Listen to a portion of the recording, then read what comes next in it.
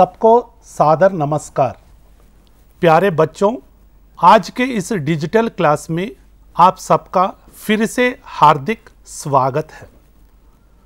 आज जो हम पाठ पढ़ने वाले हैं, यह ऐसा पाठ है जिसका संबंध गीत और संगीत से है, प्रांत और समाज से है, परंपरा, संस्कृति और रीति रिवाजों से है। पहले कुछ प्रसिद्ध गानों की कुछ पंक्तियां मैं आपको सुनाऊंगा। सुनने के बाद आपको बताना है कि इस तरह के गीतों को क्या कहते हैं। चलिए गीतों की ओर। पहला गीत। सावन का महीना पवन करे शोर, जियरा रे झूमे ऐसे जैसे बनमा नाचे मोर। हो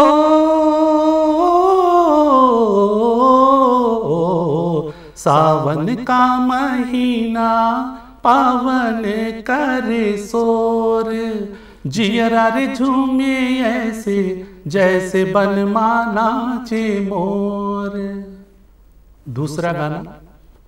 चलो री चलो री चलो री चलो री, किसी प्यासे परदेश के आने से पहले पनघट से घर को चलो री चलो री चलो री चलो री। तीसरा गाना।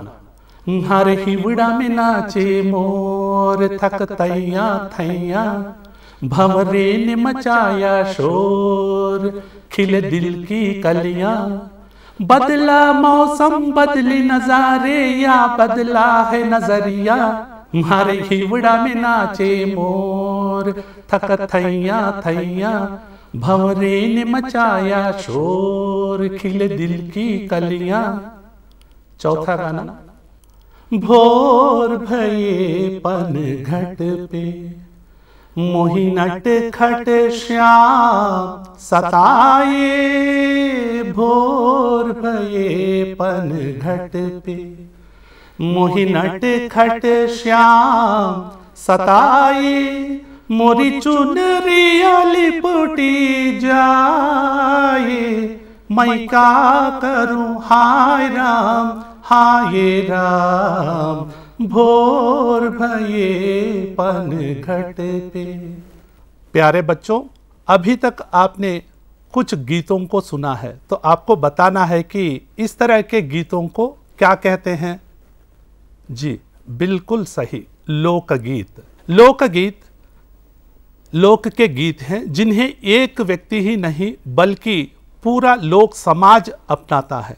सामान्यतः लोक में प्रचलित, लोक द्वारा रचित और लोक के लिए लिखे गए गीतों को लोकगीत कहा जाता है।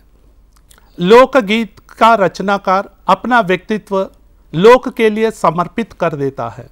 परंपरा से विभिन्न अवसरों पर, त्योहारों, मौसमों आदि में गाए जाने वाले प्रसिद्ध प्रचलित गीत लोकगीत कहलाते हैं।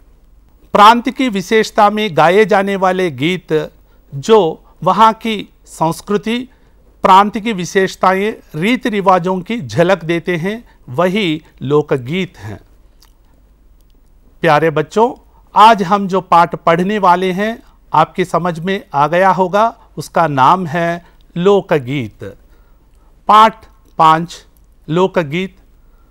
यह पाठ निबंध की शैली में लिखा हुआ है। निबंध का अर्थ है बांधना।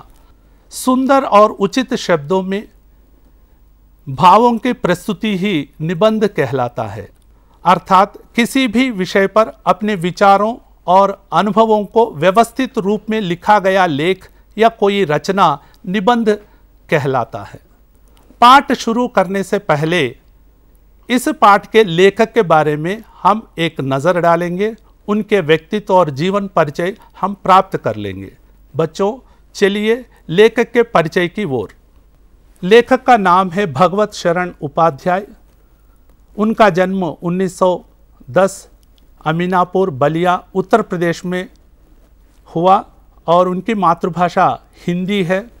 गद्य की कई विधाओं में उन्होंने अपनी रचनाएं की। उदाहरण के रूप में कहानी, रिपोर्टाज, नाटक, निबंध आदि।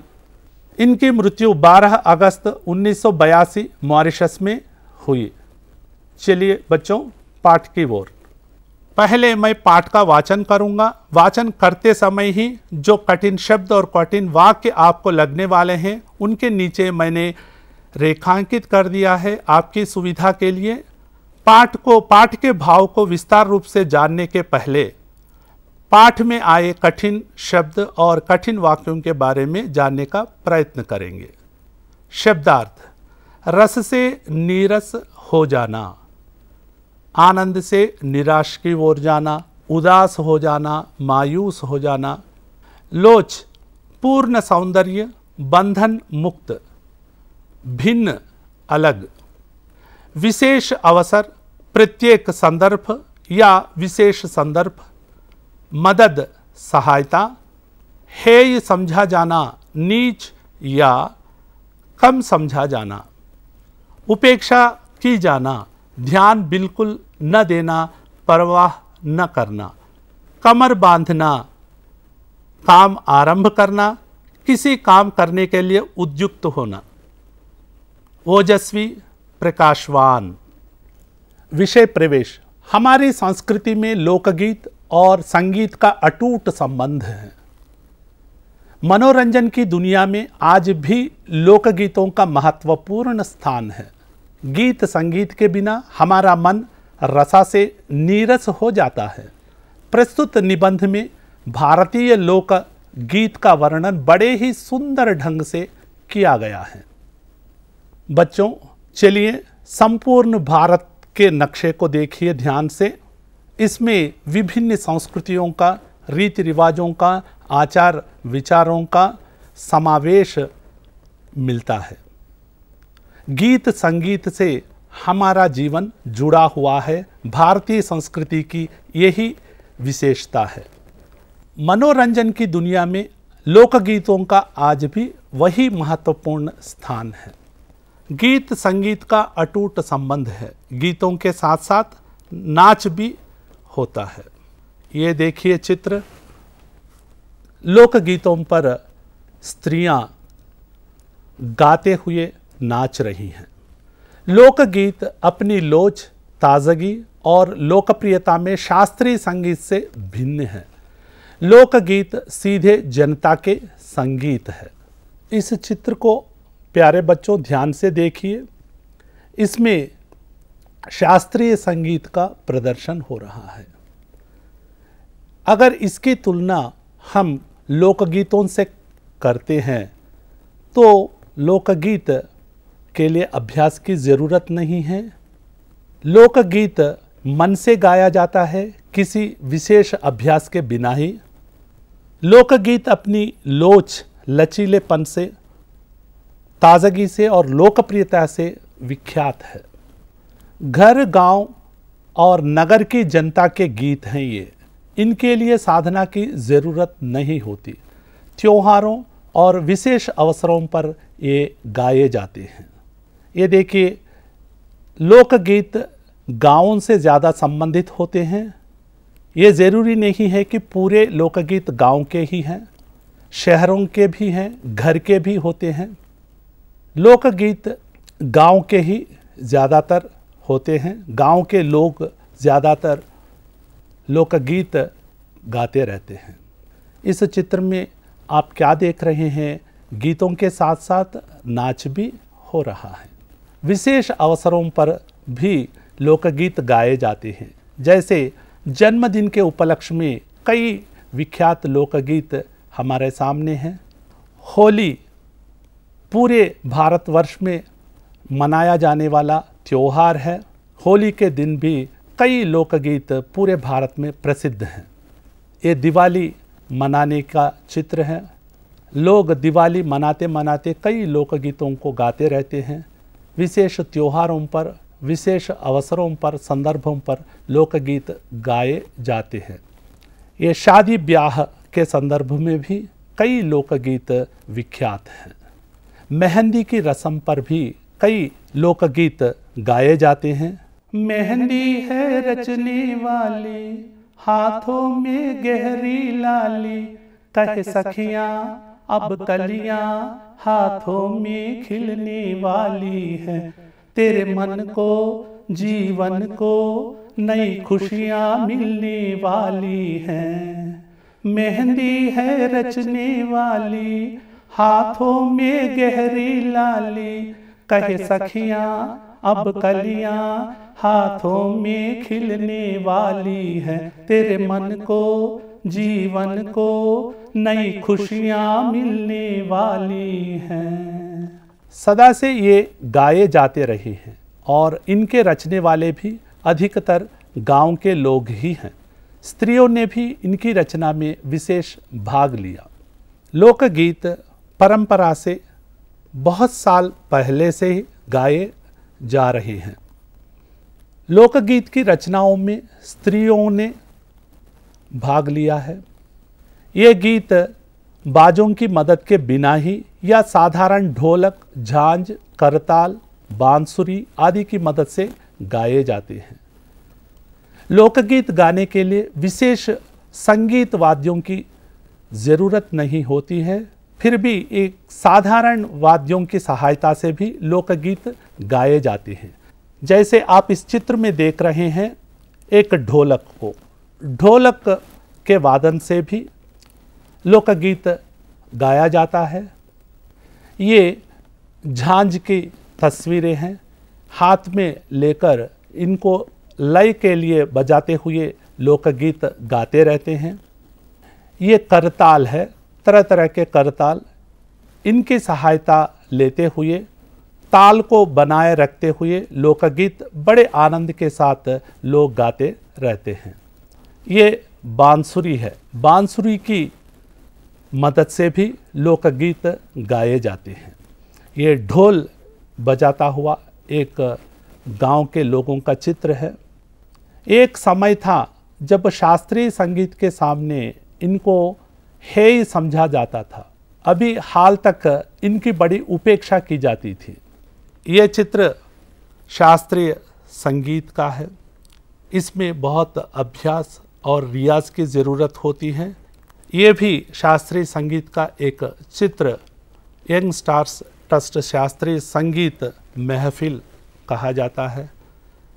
इसकी तुलना में लोक नृत्य कम समझा जाता था।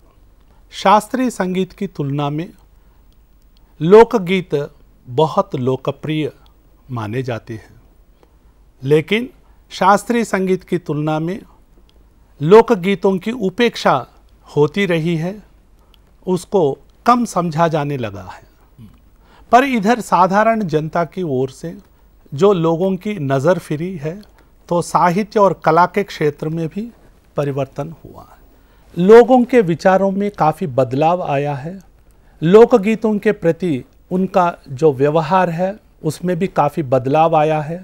जबकि पहले शास्त्रीय संगीत की तुलना में ये कम समझा जाता रहा, लेकिन बाद में ये भी शास्त्रीय संगीत के समान इनको भी लोकप्रियता और महत्व दिया जाने लगा है।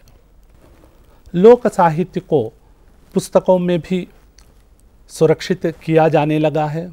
अनेक लोगों ने विविध बोलियों के लोक साहित्य और लोकगीतों के संग्रह पर कमर बांधी है और इस प्रकार के अनेक संग्रह अब तक प्रकाशित हो चुके हैं। अनेक लोगों ने विविध बोलियों के लोक साहित्य और लोकगीतों के संग्रह पर कमर बांधी है और इस प्रकार के अनेक संग्रह अब तक प्रकाशित हो गए हैं। ये देखिए चित्र लोक साहित्य पर प्रकाशित एक बंगाल की पुस्तक है। लोकगीत के कई प्रकार हैं। इनका एक प्रकार तो बड़ा ही ओजस्वी और सजीव है। यह इस देश के आदिवासियों का संगीत है। लोकगीत कई प्रकार के होते हैं। बालक बालिकाओं के जन्मोत्सव, शिरोमुंडन, पूजन, जनेऊ, विवाह आदि अवसरों पर गाए जाने वाले संस्कारी गीत लोकगीत हैं। विभिन्न क्षेत्रों में प्रचलित विविध लोक गाथाओं पर आधारित गाथा गीत भी प्रसिद्ध है।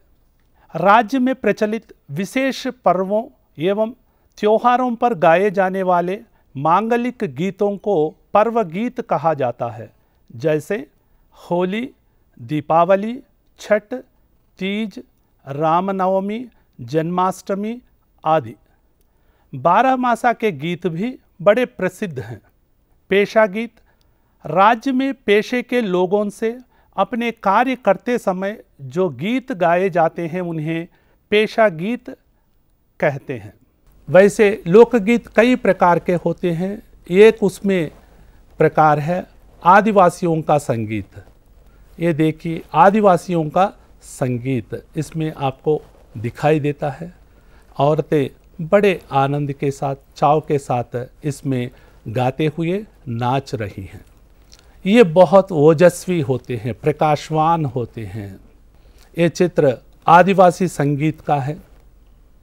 डोल बजाते हुए गांव के लोग बड़े ही आनंद के साथ लोकगीत गा रहे हैं। मध्य प्रदेश, दक्कन, छोटा नागपुर में गोंड खांड, भील, संताल आदि फैले हुए हैं। इनके गीत और नाच अधिकतर साथ साथ और बड़े बड़े दलों में गाए और नाचे जाते हैं। मध्य प्रदेश का चित्र है।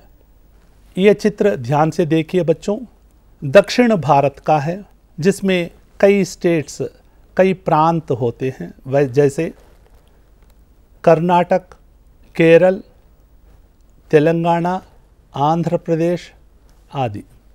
छोटा नागपुर ये पश्चिम बंगाल में स्थित है। इस चित्र को ध्यान से देखिए। एक गोंड जाति के लोग, स्त्रियां नाच रही है। गोंड कांड के चित्र है।